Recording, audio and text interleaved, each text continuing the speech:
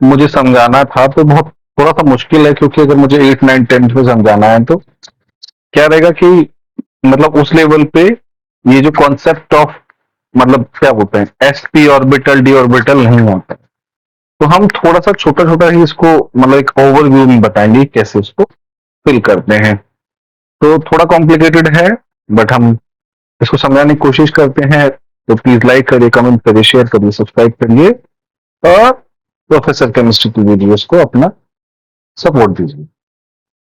Ready for action, welcome to our channel. तो क्या क्या हम इसमें सीखने वाले हैं? Energy levels and electrons, why molar diagram, reading the molar diagram, practical application, exercise and conclusion. तो देखिए, इंट्रोडक्शन सिंपल सा क्या है कि हमें ये पता है कि जो हमारा न्यूक्लियस है, ठीक है, वो उसमें मतलब जो उसकी प्रॉपर्टीज हैं, तो इलेक्ट्रॉन्स, प्रोटॉन्स, न्यूट्रॉन्स हैं। और जो इलेक्ट्रॉन की फीलिंग डिसाइड करती है कि आपकी केमिकल प्रॉपर्टीज कैसी होंगी एलिमेंट्स की। ठीक है, जैसे लिथियम के पास में एक इलेक्ट्रॉन है जो लूज कर सकता है, इसलिए वो मेटल है वैलेंस शेल में। इसी तरीके से जो हेलोजन है ग्रुप नंबर 17, उसके पास में एक इलेक्ट्रॉन एक्सेप्ट करने की टेंडेंसी है, उसी वजह से वो एक नॉन मेटल है। इसी तरीके से जो नोबल गैसेस हैं जैसे हीलियम, नियोन, आर्गन, क्रिप्टन, वो सब क्या है, एक तरीके से इनर्ट गैसेस हैं, क्योंकि वो किसी से भी रिएक्शन नहीं करते हैं। तो एनर्जी लेवल डायग्राम्स कैसे तुम समझ सकते हैं, हम कैसे समझ सकते हैं कि it depends on number of electrons, और ये ऑर्बिटल नेम और एनर्जी सब लेवल्स किस तरीके से होते हैं। तो रूल क्या होता है? 2 8 18 32 32 18 8, ये एक रूल है। 2 का मतलब होता है के शेल, इसका मतलब क्या होता है? एस। ठीक है, जिसको बिल्कुल भी नहीं पता है, 2 इलेक्ट्रॉन के शेल में होते हैं। उसके बाद के जो 8 इलेक्ट्रॉन होते हैं वो एल शेल में होते हैं, और दोनों पॉसिबिलिटीज होती हैं। इसीलिए इसको बोलते हैं 1s, इसको बोलते हैं 2s 2p, 3 में 3s 3pd, 4 में 4s 4pd, यानी 18 वाले में 3s 3p 3d, फिर 4s वाले में 4s 4p 4d 4s, फिर हमारा होता है 5s।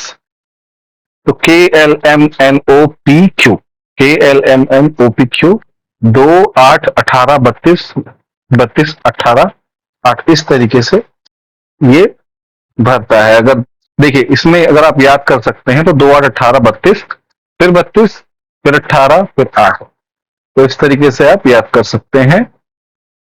तो ये है एनर्जी लेवल्स ऑफ इलेक्ट्रॉन। इसको समझने की कोशिश करें तो ये गैर्नेट मोलर ने इसको दिया था। तो उन्होंने क्या बताया था कि आप कितने भी कॉम्प्लेक्स करके इलेक्ट्रॉनिक कॉन्फ़िगरेशन हैं उसको इस तरीके से आप फिल करेंगे तो थोड़ा सा इजी रहेगा। तो रीडिंग मोलर डायग्राम कैसे आपको रिप्रेजेंट करता है कि वो सिंप्लीफाई करता है कि इलेक्ट्रॉनिक कॉन्फ़िगरेशंस कैसे पॉसिबल हैं। ठीक है, और वो समझाता है कि आपको जो एटॉमिक स्ट्रक्चर है वो किस तरीके से है। लेट्स से कि हम एक कार्बन का एग्जांपल लेते हैं। अगर हम कार्बन का एग्जांपल ले तो कार्बन का जो एटॉमिक नंबर है 6 है। क्या है? 6 है। तो रूल क्या कहता है? 2 8, मतलब इस तरीके से के और एल तक जाएगा, यानी 2 और 6, तो यानी 1s2, और इसमें फिर 2s2 2p2, है ना? ये 6 है ना, 2 4 हो गया, सॉरी। तो यानी 2s2 2p2 इस तरीके से रहेगा। तो वैलेंस शेल कॉन्फ़िगरेशन क्या रहेगी? 2s2 2p2। और ये याद कर लीजिए कि s में 2 इलेक्ट्रॉन भरते हैं, p में 6, यानी 6 डब्बे, 3 डब्बे और 6 इलेक्ट्रॉन। इसी तरीके से जो sp_d होता है उसमें 5 डब्बे और 10 इलेक्ट्रॉन, इस तरीके से हमारे फिल होते हैं। ठीक है, तो कार्बन का हमें समझ में आ गया कि कार्बन का कैसे भरना है। तो एक और एग्जांपल लेते हैं। तो बेसिकली मोलर डायग्राम को हम कैसे रीड कर सकते हैं कि पहले भर जाएंगे इसमें 2 इलेक्ट्रॉन, फिर इसमें 2, फिर 2p वाले में 6, फिर 3s2 वाले में 2, फिर इसमें 6, फिर इसमें 2, फिर आता है 3d, 10 इलेक्ट्रॉन लेता है, फिर 6, फिर आता है 5s2 जो कितना लेता है 2, फिर देखिए ये इस पूरे सर्कल इसको इस तरीके से याद करना है कि ये इस तरीके से आ रहा है, इस तरीके जो भी मतलब लाइन फॉलो कर रहा है वो ये है, एरो से हम रिप्रेजेंट कर रहे हैं। तो 5s2, फिर 4d10, फिर 5p6, तो 6s2, फिर 4f14, फिर 6p6, 5d10।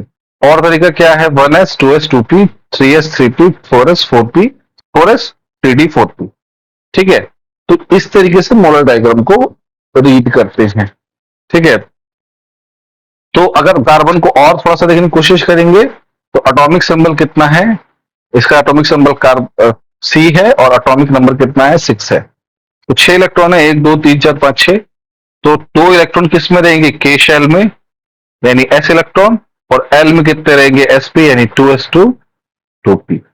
तो ये 2 4 हो जाएगा, मतलब ये मैक्सिमम नंबर ऑफ इलेक्ट्रॉन्स हैं और एक्चुअल में कितने हैं, 2 and 4। ऑर्बिटल नेम भी समझ में आ गया, इस तरीके से तो हम समझ सकते हैं। प्रैक्टिकल एप्लीकेशंस क्या है कि आप you can predict the chemical properties. Molar diagram forecast how elements will behave in predicting reactions and properties.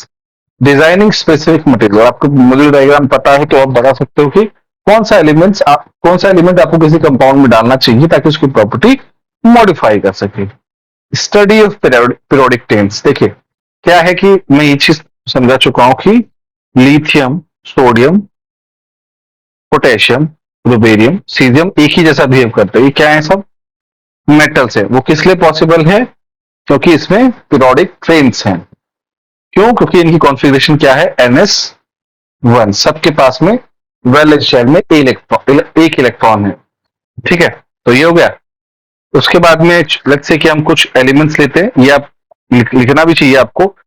Calcium, aluminium, oxygen, barium, hydrogen, sodium, beryllium, इनकी इलेक्ट्रॉनिक कॉन्फ़िगरेशन आप लिख सकते हो। तो एक का मैं लिख देता हूं, इसका लिख सकते हैं 1s2, 2s2, 2p4। एल्यूमिनियम की आप लिखने की कोशिश करिएगा। हाइड्रोजन की 1s1 होती है। कार्बन की क्या होती है, 3s2, 3p2 होती है। लिख सकता हूं मैं सारे, लेकिन मैं चाहूंगा कि प्रैक्टिस आप करिए। जितनी ज्यादा प्रैक्टिस करेंगे उतनी ज्यादा आपको ये समझ में आएगा। कंक्लूजन से क्या है, ऑलराइट क्लास, तो हम क्या कर सकते हैं, अब हम रैप अप करने वाले हैं। मोलर डायग्राम आपको it's like unlocking the secret codes of atomic structure. Remembering these key points helps you to predict chemical tricks. Okay, तो ये आई गेस मोलर डायग्राम के हिसाब से हम काफी स्मार्ट हो गए हैं, काफी चीजें हम समझ सकते हैं। तो उसके बाद में don't forget to like, share and subscribe to our YouTube channel. Thank you very much for watching our video.